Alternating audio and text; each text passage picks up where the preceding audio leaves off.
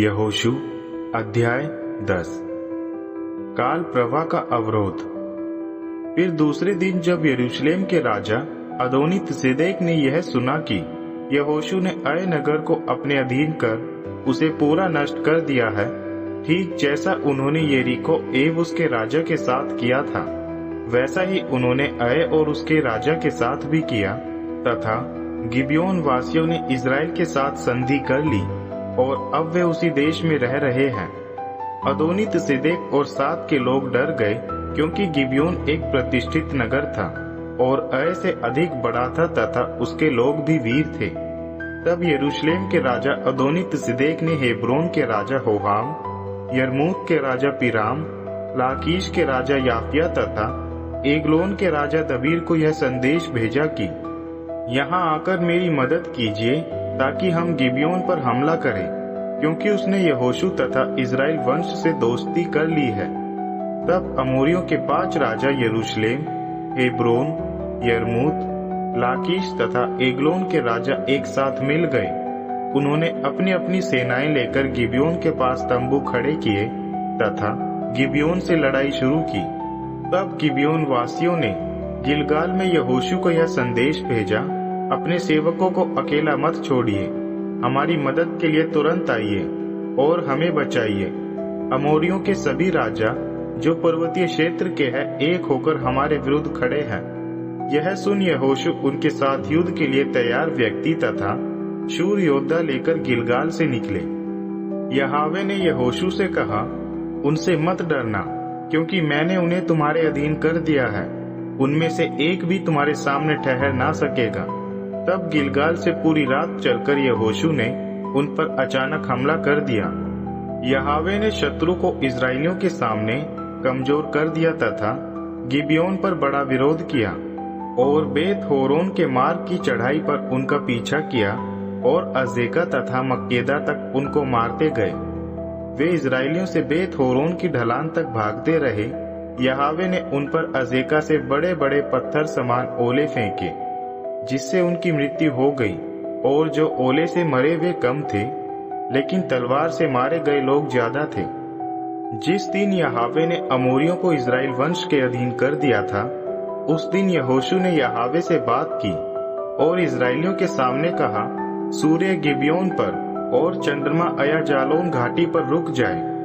तब सूर्य एवं चंद्रमा रुक गए, जब तक इज़राइली राष्ट्र की सेना ने अपने शत्रुओं से बदला ना लिया। यह घटना याशार की किताब में लिखी है। सूर्य लगभग पूरा दिन आकाश के बीच रुका रहा।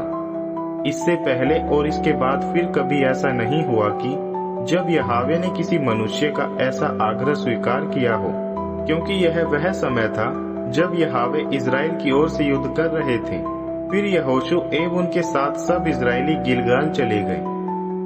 मक्केदा पर विजय। जब 5 राजा भागकर मक्केदा की गुफा में छिपे थे, यहोशू को यह बताया गया, 5 राजा मक्केदा की गुफा में छिपे हुए हैं। यहोशू ने उनसे कहा, गुफा के मुख पर बड़ा गोल पत्थर रख दो और वहां कुछ पहरेदार बिठा दो, और तुम वहां मत रुकना।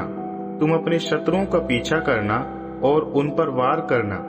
जो सबसे पीछे है, उन्हें मौका देना कि वे अपने नगर में जा पाए, क्योंकि यहोवा तुम्हारे परमेश्वर ने उन्हें तुम्हारे हाथों में सौंप दिया है।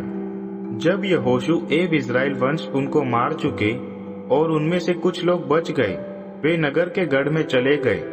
तब सभी इज़राइली मक्केदा के पड़ाव में यहोशू के पास सुरक्षित लौट आए। इसके बाद फिर किसी में भी यह साहस ना रहा कि इज़राइल के विरुद्ध कुछ कहे। तब यहोशू ने कहा, गुफा का पत्थर हटा दो और 5 राजाओं को मेरे पास लाओ। वे गुफा में से उन 5 राजाओं को निकाल लाए।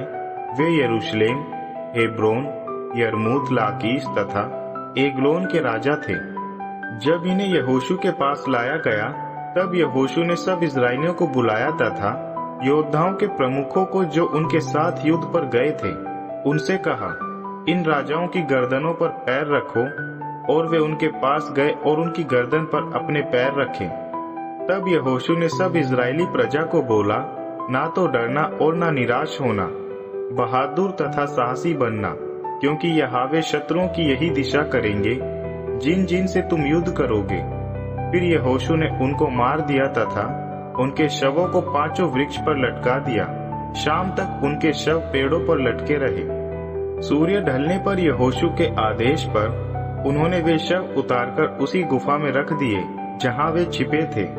उन्होंने गुफा पर बड़े बड़े पत्थरों का ढेर लगा दिया जो आज तक वैसा ही है। दक्षिण फिलिस्तीन पर विजय। मक्केदा नगर को यहोशू ने उसी दिन अपने अधीन कर लिया और नगरवासियों तथा राजा को तलवार से मार दिया और कोई भी जीवित न रहा। यहोशू ने मक्केदा के राजा के साथ ठीक वही किया जैसा उन्होंने यरीको के राजा के साथ किया था। तब यहोशू तथा उनके साथ सब इजरायली मक्केदा से होते हुए लिब्ना पहुंचे और उन्होंने लिब्ना से युद्ध किया। यहोवा ने लिब्ना नगर तथा उसके राजा को इजराइल के अधीन कर दिया। यहोशू ने नगर के हर व्यक्ति को तलवार से मार दिया, किसी को भी जीवित न छोड़ा। राजा के साथ भी यहोशू ने वही किया जो उन्होंने यरीको के राजा के साथ किया था। तब यहोशू और उनके साथ सब इजरायली लिब्ना से होते हुए लाकीश पहुंचे।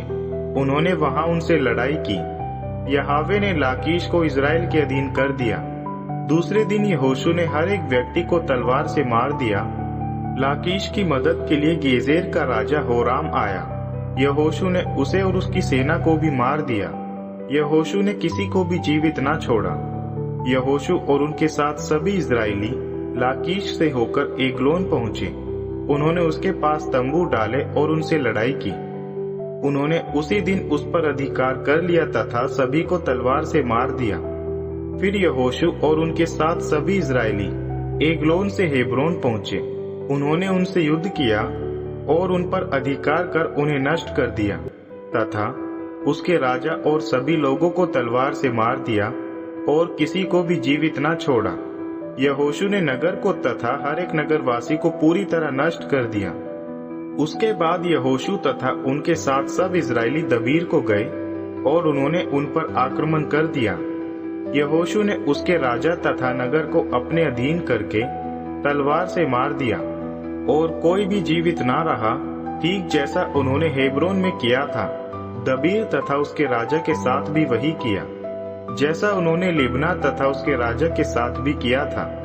इस प्रकार यहोशू ने पर्वतीय क्षेत्र नेगेव तथा उनके राजा को भी नष्ट कर दिया और किसी को भी जीवित न छोड़ा, ठीक जैसा यहोवा इजराइल के परमेश्वर का आदेश था। यहोशू ने कादेश बढ़ने से लेकर गाजा तक तथा गोशेन से लेकर गिबियोन तक पूरे देश को अपने अधीन कर लिया। यहोशू ने एक ही बार में इन सभी राजाओं तथा उनकी सीमाओं को अपने अधिकार में ले लिया, क्योंकि यहोवा इजराइल के परमेश्वर उनके लिए युद्ध कर रहे थे। इसके बाद यहोशू तथा उनकी सेना गिलगाल में अपने पड़ाव में लौट आए।